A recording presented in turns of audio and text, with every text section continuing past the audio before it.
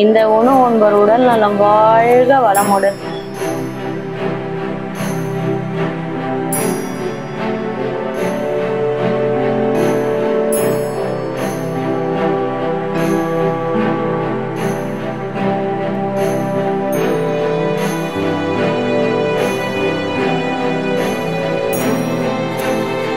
மூணு பசங்களை வளர்க்கறதுக்காக ஒர்க் பண்ணுவேன். பசங்களை டியூஷன் விட்டு அந்த கோயில்லயே உட்காந்துட்டு இருப்பேன். என்னைக்குன்னா ஒரு நாள் நான் இந்த விஷயத்த செய்வேனா அப்படின்ட்டு இந்த இறைநிலைக்கிட்ட நான் வேண்டிட்டே இருப்பேன்.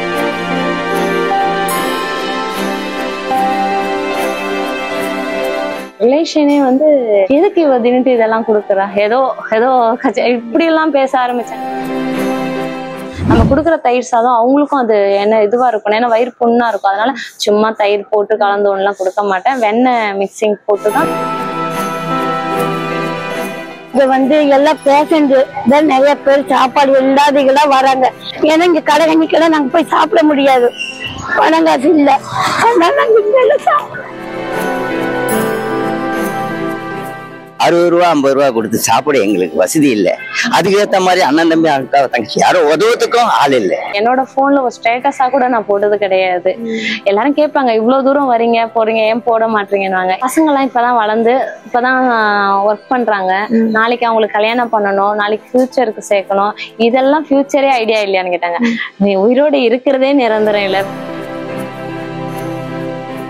விகடன் நேயர்களுக்கு வணக்கம். வலது கைக்கு கொடுக்கறது இடது கைக்கு தெரியக்கூடாதுன்னு சொல்லுவாங்க.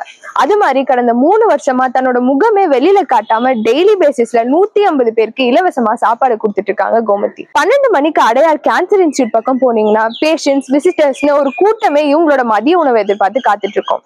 இவங்க யார், இவங்க இந்த விஷயம் செய்யறதுக்கு பின்னாடி இருக்க காரணம் என்ன அப்படின்றதுல அவங்க கிட்ட கேட்டு தெரிஞ்சுக்கலாம் வாங்க. நான் பசங்க ஸ்கூல் கூட்டிட்டு போவேன். பசங்க அங்கே கேஎம் ஸ்கூல்ல படிச்சுட்டு இருந்தாங்க. போகும்போது அந்த கேன்சர்ஸ்ல சாப்பாடுக்கு இல்லாத கஷ்டப்படுறதெல்லாம் பார்ப்பாங்க நின்று.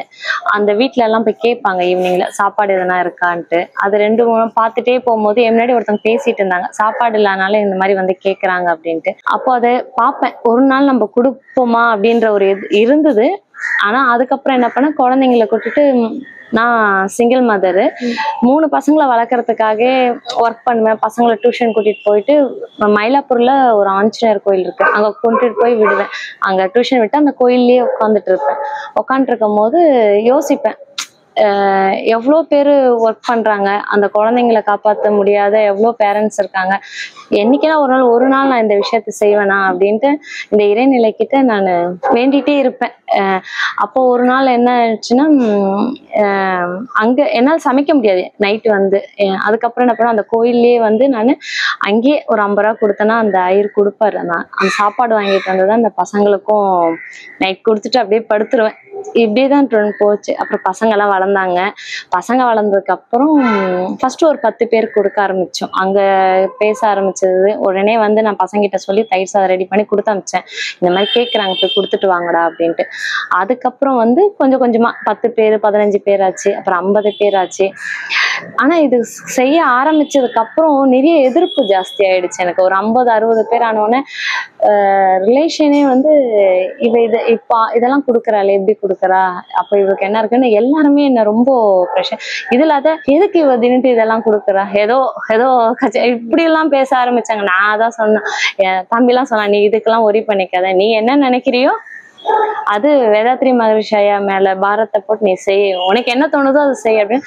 அதுக்கப்புறம் இது கொடுக்க ஆரம்பிச்சோம். ஒரு 50 ஆச்சு, 100 ஆச்சு. இன்னைக்கு இந்த இறைநிலைய வேதாத்ரி மகரிஷி குரு தான் 150 பேர்கிட்ட இன்னைக்கு வரைக்கும் சாப்பாடு கொடுத்துட்டு இருக்காங்க. இதுல எதுவும் நான் இல்லை, எல்லாமே எல்லாருமே ஹெல்ப் பண்றாங்க, எல்லாருமே சேர்ந்து நம்மளுக்கு அன்னதானம் இது கொடுக்கறதுனால பேஷண்ட்டுங்களும் இங்க பாதிக்கப்பட்டவங்களும் வேலை வெட்டி இல்லாதவங்க கூட நல்ல தற்சமயத்துக்கு இது வரணும். மழை காலத்திலயும் கொரோனா பீரியட்லயும் புயலும் எல்லாம் வந்தாலும் அவங்க இது பொது பார்க்காம இந்த உதவி செய்யறதுனால எங்களுக்கு ரொம்ப நல்லா இருக்கு. நான் இது ஆரம்பிக்கும் போது இது நான் செய்யறேனா இல்லையான்னு எனக்கு தெரியாது. மாசம் ஆனா அவ சம்பாதிக்கிறதே ஆனா எனக்கு 500 ரூபாவா மந்த்லி போட்டுட்டே இருப்பா. அதை பண்ணிக்கிட்டே இருந்தோம். திடீர்னு பாத்தீங்கன்னா ஒரு 10 நாள் என்னால கொடுக்க முடியல, இந்த சாப்பாடை கொடுக்க முடியலன்ட்டு என்ன ஆயிடுச்சு, ரொம்ப மன உளைச்சலாகி சாப்பிடவே இல்லை. சரி கோயிலுக்கு போயிட்டு வரலாம் அப்படின்ட்டு பழனி போனோம். பழனி போயிட்டு அந்த முருகர் கோயில்ல போய் உட்காந்துட்டு இருந்தோம் பழனியில. எனக்கு என்ன தெரியல, 2 மணி நேரம் அங்க எனக்கு ஸ்பெண்ட் பண்ண டைம் கிடைச்சிது. அங்கேயே உட்காந்துட்டோம் பழனியிலேயே. உட்காந்துட்ட அப்புறம் வந்துட்டோம். அதுக்கு மறுநாள் வீட்டுக்கு வந்துட்ட அப்புறம் என்ன ஆயிடுச்சு, வீட்லயே பேசிட்டே இருக்கோம். சாப்பாடு பசங்க சாப்பிட சொல்றாங்க. ஃபோன் வரும் ஒரு 11 o'clock நம்மளுக்கு அங்கேருந்து ஃபோன் வந்துடும் சாப்பாடு வருது. இந்த 10 days கால் வர என்னால சாப்பிட முடியல. இதை நம்ம செய்ய ஆரம்பிச்சோம். ஆனா எவ்வளோ உயிர் அங்க இருக்கு, இங்க நான் மட்டும் எப்படி சாப்பிட்றதுன்ற மன அழுத்தம் ஜாஸ்தி ஆயிட்டு சாப்பிட முடியல. யோசிச்சுட்டே இருந்தோம் எல்லாம். ஆனா அவர்கிட்ட கொடுத்துட்டு வந்துட்டேன். பழனியில போயிட்டு சாப்பிட்டுக்கிட்டே இருக்கிறோம். இன்னொருத்தர் ஒரு ஆண்டாள் சொக்கல் இங்க வந்துட்டு இந்த யூடி இந்த வாஸ் இதெல்லாம் அவருக்கு நான் செய்யறது எப்படி தெரிஞ்சிருக்கு போல இருக்கு. அவங்க என்ன பண்ணாங்க, அவரோட ஃப்ரெண்டு கிட்ட சொல்லியிருக்காங்க போல இருக்கு, இந்த மாதிரி கோமதி மேம் செய்யறாங்க, நீங்க போய் உங்களால என்ன முடியும் ஹெல்ப் பண்ணுங்கன்னு இருக்காங்க.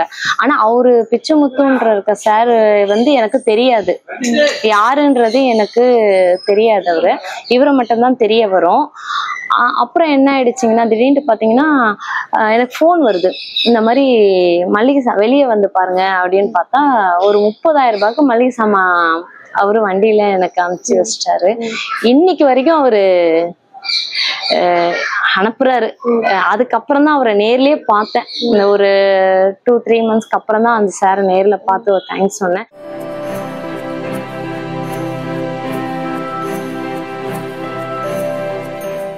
அதுக்கு முன்னாடி அவர் அனுப்பும் போது என்ன யாருன்னு அவருக்கும் தெரியாது.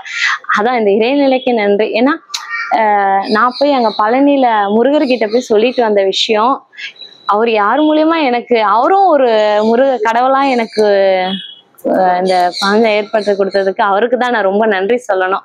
ஏன்னா இன்னைக்கு வரைக்கும், ஏன்னா சில பேர் இதை அனுப்புறாங்களா இல்ல அதை செய்யறாங்களா இல்ல வேற யூஸ் பண்ணிக்கிறாங்களா அப்படின்ற விஷயம் எல்லாம் இருக்கும். ஆனா அவரு என்னை நம்பி நான் செய்யறேன் அப்படின்ற அந்த நம்பிக்கையே அவருக்கு நான் எந்த அளவு நம்பிக்கையா இருக்கணும்ன்றது அவர் அனுப்புற அந்த மளிகை சாமான்லயே நான் தெரிஞ்சுக்கிட்டேன். என் மேல இருக்க நம்பிக்கை.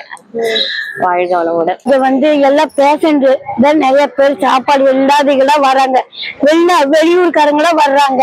இங்க எல்லாத்துக்கும் அனாதையா சாப்பாடு எல்லாத்துக்கும் செஞ்சு கொடுக்குறாங்க. தினம் அவங்க பார்சல் பண்ணி கொடுத்துடுறாங்க. நாங்கெல்லாம் சாப்பிடுறோம். ஏன்னா இங்க கடை கண்ணிக்கெல்லாம் நாங்க போய் சாப்பிட முடியாது, பணம் காசு இல்ல. நீங்க டெய்லி நீங்க பேஷண்ட்ஸ்க்கு சாப்பாடு போதுன்றப்போ ஒரு அதிக கேரோட தான் நம்ம செய்வோம் இல்லையா? சோ அதை எப்படி நீங்க செய்றீங்க டெய்லியும்? பேஷண்ட்ஸ்க்கு போதுன்றப்ப பார்த்து செய்யணும். ஆமா, பாத்தீங்கன்னா காய்கறி எல்லாம் ஃப்ரெஷ்ஷா இருக்கான்னு பார்ப்பேன். ஏன்னா சண்டே ஒரு நாள் மட்டும் கொடுக்க முடியல, கொஞ்சம் வருத்தமா தான் இருக்கும். ஏன்னா வாரம் ஃபுல்லா கொடுத்துரும். அது சண்டே மட்டும் என்ன பண்ணுவோம், காய்கறி எல்லாம் போய் வாங்கிட்டு வந்துருவோம். என்னென்ன திங்ஸ் தேவையோ அதெல்லாம் சண்டே அரேஞ்ச் பண்ணி வச்சிருவோம். ஏன்னா அதுக்கப்புறம் தான் மண்டேல இருந்து நம்ம சனிக்கிழமை ஃபுல்லா நம்ம ஒரு வாரத்துக்கு பண்ண முடியும்னா அன்னைக்கு ஒரு நாள் மட்டும் லீவ் விட்டு காய்கறியை அரேஞ்ச் பண்ணிப்போம். அதே மாதிரி தயிர் சாதம் போடுறதா இருந்தா பால் வீட்டுல துவச்சிடுவோம். பால் 1 லிட்டர் எக்ஸ்ட்ராவே அதுல பால் போடுவோம். வெண்ணெய் மிக்ஸ் பண்ணி தான், ஏன்னா நம்ம கொடுக்குற தயிர் சாதம் அவங்களுக்கும் அது என்ன இதுவா இருக்கணும், ஏன்னா வயிறு புண்ணா இருக்கும். அதனால சும்மா தயிர் போட்டு கலந்து ஒன்றுலாம் கொடுக்க மாட்டேன். வெண்ணெய் மிக்சிங் போட்டு தான் அந்த தயிர் சாதத்தையும் கொடுப்பேன். அதுல எங்களுக்கு எங்க குரு வேதாத்ரி மகரிஷி ஐயா எந்த உணவு செஞ்சாலும் அது மனசு சந்தோஷத்தோடையும் உணவே மறந்து, அதனால எங்களுக்கு அவர் கற்றுக் கொடுத்த சில தியான முறைலாம் சாப்பாடு ஆகி முடிச்ச உடனே அது அருள் காப்பு போடுவோம். அருள் காப்பு போட்டுட்டு குரு தான் அவரு தான் இதை செய்யறாருன்ற அந்த மன சந்தோஷத்தோடய கொடுத்து அனுப்புவோம். குரு வாழ்க, குருவே துணை.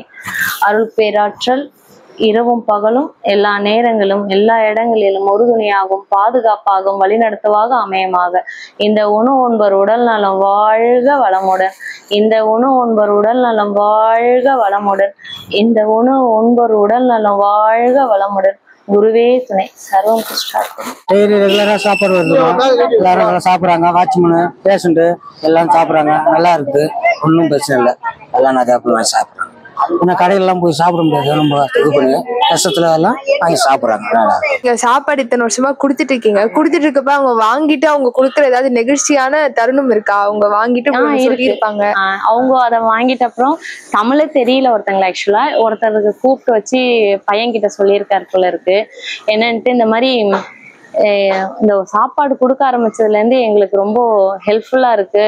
ஏன்னா நாங்க இந்த சாப்பாடை வந்து இல்லைன்ட்டு நாங்க எத்தனை நாள் இருந்திருக்கோம், நாங்களும் சாப்பிடாதெல்லாம் இருந்திருக்கோம். ஆனா நீங்க கொடுக்கும் போது இது எங்களுக்கு ரொம்ப உதவியா இருக்கு, நீங்க நல்லா இருக்கணும் அப்படின்னு அவங்க சொல்லியிருக்காங்க. உள்ளது பையன் வந்து என்கிட்ட சொன்னான், நான் பையன்கிட்ட சொன்னேன், இது வந்து நம்மளுக்கு சேர வேண்டிய வாழ்த்துலடா, நம்மளுக்கு எல்லாருமே கொடுக்குறாங்க, இப்போ எல்லாரும் சேர்ந்தது, ஆனா எல்லாருக்கும் இந்த வாழ்த்து போட்டோன்ட்டு வாழ்க வளமுடன்.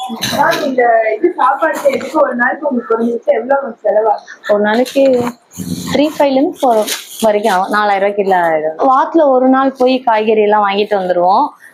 கோயம்பேடு தான் போய் வாங்கிட்டு வந்துரும். வாரம் வாங்க போனா 8000ல இருந்து 9000க்குள்ள ஆகிடும். ஏன்னா வெங்காயம் வந்து ஒரு ஏறிக்கிட்டே இருக்கும்ல, அதனால மூட்டை அந்த ரேஞ்சுக்கு ஏற ஆகும், நம்மளோட கேஷும் ஜாஸ்தி தான் ஆயிடும். 60 ரூபா 50 ரூபா கொடுத்து சாப்பிட எங்களுக்கு வசதி இல்லை. அதுக்கு ஏற்ற மாதிரி அண்ணன் தம்பி அக்கா தங்கச்சி யாரும் உதவுறதுக்கும் ஆள் இல்லை. இதனால எங்களுக்கு ரொம்ப நல்லது. இந்த சேவை வந்து எல்லாருக்கும் பயன்படுறதுனால மேல இது தொடர்ந்து நல்லா அவங்க நல்லா இருக்கணும்னு ஆண்டவர் வேண்டி.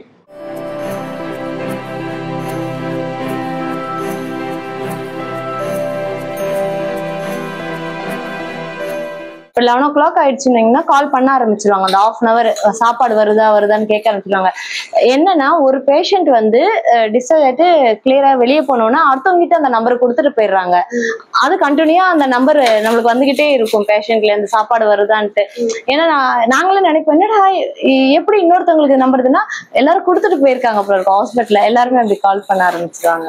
இதை நீங்க செய்றீங்க, ஆனா உங்க முகம் வெளியில காட்ட நீங்க தவிர்க்கிறதுக்கான காரணம் என்ன மேம்? நான் ஒரு உயிரா நினைச்சுதான் செய்யறேன். இது 4 பேருக்கு தெரியறதுக்காக செய்யறதுக்கு இந்த ஒரு வேலையே இல்லையடா. இது வந்து என்னோட இதுக்கு அங்க இருக்கிற உயிருக்காக என்ன வந்து இந்த பாஞ்சம் தேர்ந்தெடுத்து நான் செய்யறேன். இதை 4 பேருக்கு நான் செய்யறேன்ட்டு ஒரு போட்டோ எடுத்து போட்டு இது எல்லாருக்கும் காட்டுறதுக்கு நான் ஏன் செய்யணும்? இது வந்து நம்ம ஒரு விஷயத்த வெளியே சொல்றோம் அப்படின்னா இதுல எனக்கு எதனா ஒரு காரணம் இருக்கணும், சரிங்களா? எனக்கு எந்த காரணமும் கிடையாது. நான் அங்க நிக்கிறதுலாம் என்னோட உயிரா நான் பாக்குறேன், அதுக்காக சர்வீஸ் பண்றேன். இதுல நம்ம விளம்பரம் படுத்திக்கிறது நிறைய பேர் கேட்டிருந்தாங்க. நான் யாருக்குமே நான் போட்டோஸ் கொடுக்க மாட்டேன். நான் இப்போ இதெல்லாம் எடுக்கிறது கூட என்னைக்குமே நான் என்னோட போன்ல ஒரு ஸ்டேட்டஸா கூட நான் போட்டது கிடையாது. எல்லாரும் கேட்பாங்க, இவ்வளவு தூரம் வரீங்க போறீங்க ஏன் போட மாட்டீங்கன்னு. இல்ல வேண்டாம், என் முன்னாடியே பேசுவாங்க, இங்க யாரோ சாப்பாடு கொடுக்குறாங்கன்ட்டு. அப்படிங்களா அப்படின்னு கேட்டுதான் வந்திருக்கேன் தவிர இது நான்ற ஏன்னா நான்னாவே அங்க தலகானம் வந்துடும். அதனால என்னைக்குமே இதுல எதுவும் நான் கிடையாது. எல்லாம் இந்த குரு அருளாலதான் மட்டும்தான். இது எல்லாமே இந்த கடவுளுக்கு தான், அதனால தெரியக்கூடாது அப்படின்னு நினைக்கிறேன். சாப்பாடு நல்லா இருக்குதுங்க, நல்லா எத்தனை சாணம் சாப்பிடுறாங்க சாமி. இல்லாத எல்லாரும் வாங்கி சாப்பிட்டு இருக்கிறோம். நாங்க ஈரோடு. நாங்க வந்தது 4 வருஷம் ஆகுது. 4 வருஷமா கொடுத்துக்கிறோம். நான் 11 காலுக்குள்ள வந்துடுவாங்க சாப்பாடு.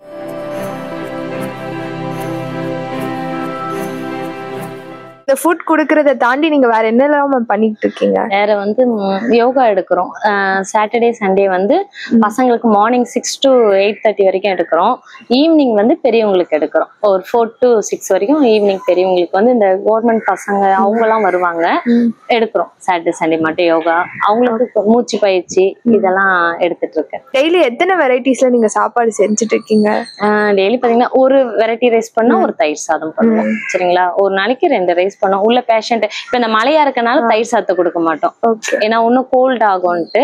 இப்ப இந்த மழை இல்லை அப்படின்னா தயிர் சாதத்தை கொடுத்துரும். இல்ல ஒரு நாளைக்கு ஒரு ரைஸ். இன்னைக்கு சாம்பார் சாதம் போட்டா நாளைக்கு பாத்தீங்கன்னா பிரிஞ்சி பண்ணுவோம். கிளைமேட் மாறிடுச்சிங்களா, இப்ப சாம்பார் பெப்பர் சாதம், அப்புறம் பாத்தீங்கன்னா இஞ்சி, அப்புறம் கருவேப்பிலை சாதம். மேக்சிமம் என்ன அவங்களுக்கு ஹெல்த்தியா நம்ம கொடுக்க முடியும்ன்ற சாதத்தை மட்டும் தான் கொடுப்போம். சோ அவங்களுக்கு போற ஃபுட் தான் நீங்களும் சாப்பிடுறீங்க? ஆமா, அவங்களுக்கு என்ன நான் கொடுக்கறனோ அதே ஃபுட்டை மட்டும் தான் மதியானம் இங்க நான் சாப்பிடுவேன்.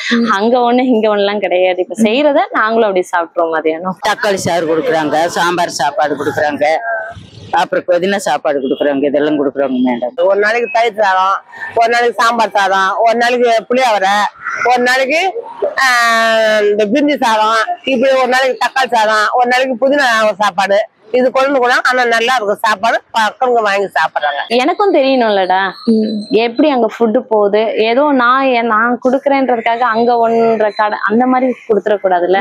அதே ஃபுட்டு தான் குழந்தைங்களுக்கும். ஸ்கூல் பையன் கட்டி கொடுத்தா கூட அங்கேயே கேட்பாங்களா, என்னடா ஒரே சாத்தேன், இதுதான் எங்க வீட்டுல எங்க அம்மா இதுதான் கொடுத்து அனுப்பாங்கன்னு பையன் சொல்லுவான். அதனால வேறுபாடு கிடையாதுல்ல, அதனால அதே சாப்பாடு.